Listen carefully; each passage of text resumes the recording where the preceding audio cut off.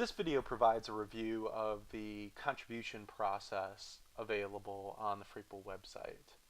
There's one of two types of contributions that website users can make through Freepople. One is if we look at the candidates menu tab here, there's an option to donate to candidates. And then secondly, right next to it is this causes tab where you can donate to various causes around the country. The causes are created by groups on Freepople that are needing to raise funds for a variety of activities. So, for example, it might be the need to raise money to attend a state convention, or another might be to raise funds to do local canvassing. It could be a wide variety of things that a group might be raising funds for. There's also the ability directly from the home page here to make donations to candidates, where a user can come in and enter an amount, click donate, and it takes them into the contribution process.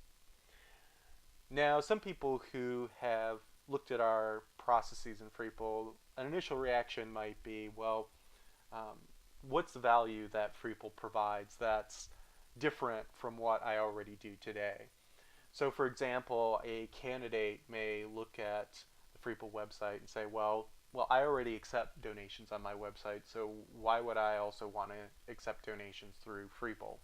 A second might be that a group may use a tool like Chip-In to create a widget and to raise funds for their causes, and that they do so very successfully. And the question would be, well, what advantage do I get by using Freepople that's different from what I already have with Chip-In? Would like to go ahead and address those points, and there's a couple of really strong reasons why we believe that what Freepople has to offer is of huge advantage to both candidates and to supporter groups.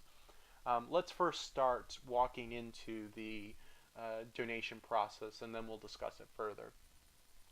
So to start with, let's go ahead and say that we're going to make a $5 donation to Danielle Davenport's campaign and a $5 donation to Dean Santoro's campaign. And we'll go ahead and we'll click on the donate button. And from here, we'll enter into the contribution process. So on the first page here,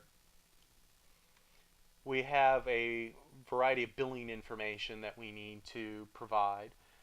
We have the contribution amounts that we're going to make, and then obviously if there were other candidates that were on the site here, they would also be listed as part of this grouping. And then we have the credit card information that we need to provide. And then finally is the ability to set our contribution eligibility. This is especially important for candidates that are running for federal office, that we need to provide that confirmation for FEC reporting for all the candidates. So we'll go ahead and we'll fill out this information here. Let's provide a phone number and a employer name and an employer occupation. And let's go ahead and set our credit card. Going to go ahead and use a test credit card here, and just in case anyone has any ideas, the credit card number that we're using here is only valid in test environment, and when the site is used in a live environment, trying to use this credit card number will always return back an invalid transaction, cannot be used for any other purposes.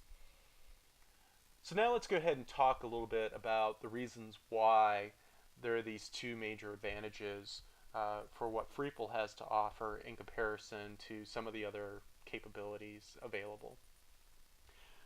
First is the idea that there is a transaction rate that is applied on each transaction by the credit card company.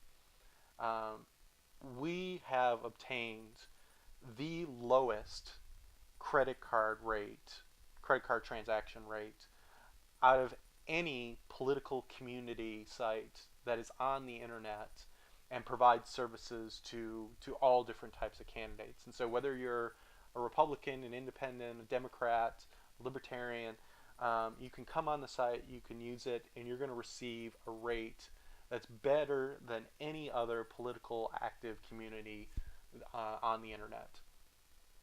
Secondly, and what I feel is the key reason um, of the advantage that we're able to offer is the notion of how credit card transaction processing takes place. Some of you may be aware, and some of you may not be aware, that when you go ahead and you make a payment on the internet or at a store using a credit card, there is then a transaction processing fee that gets taken out of that amount. Every time that a transaction takes place, there's another fee that's taken out by the credit card processing company. If, for example, I wanted to go ahead and make a $5 donation to Danielle Davenport and a $5 donation to Dean Santoro, and I went to each of their websites to do so, that means that there would be two separate transactions and two separate sets of fees that are going to be removed from the $5 that they receive. On our website, the process is very different. Rather than two separate $5 transactions taking place, we're actually able to process it as a single $10 contribution, which is treated as only one transaction. And then we're able to divide the funds between Danielle Davenport and Dean Santoro. So the net result is that all candidates on the Freepool website will receive more money than they would if they're accepting individual transactions.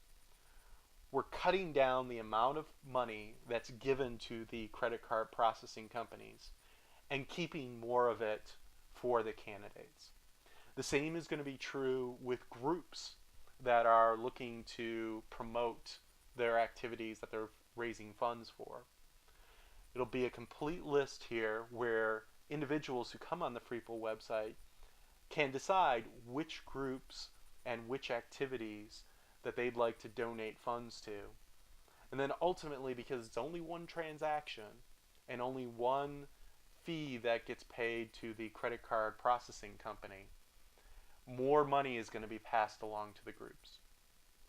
We tend to think that this is a very compelling, valuable solution, and obviously one that's going to put more money into the hands of campaigns and groups.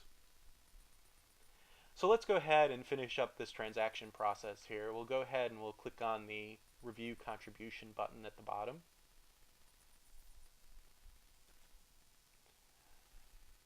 We're then taken to a review page where we can see the contribution amounts, the billing information, and the credit card information. We can go ahead and click on Make the Contribution.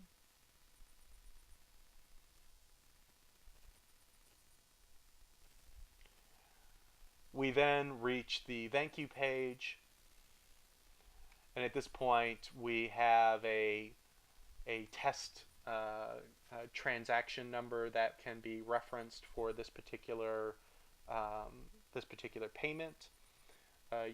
Users then will also receive a email confirmation that provides the exact same information. Then at the bottom that the user can return to the home page. Fairly straightforward process, a three-step process to making payments, but one that we feel is extremely compelling to provide more money to the candidates and to the groups who are looking to raise funds.